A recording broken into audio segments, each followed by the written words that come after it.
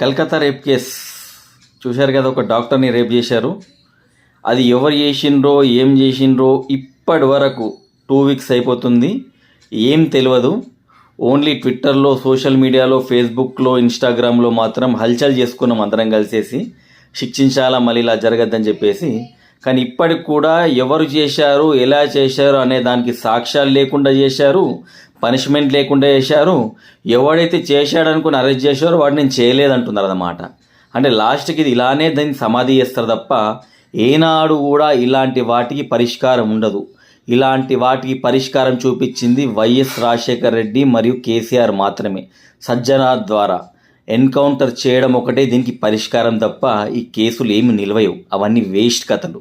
అర్థమైందా? Encounter is the only solution for rabies, అంతే, వేరేదేం నడవదు.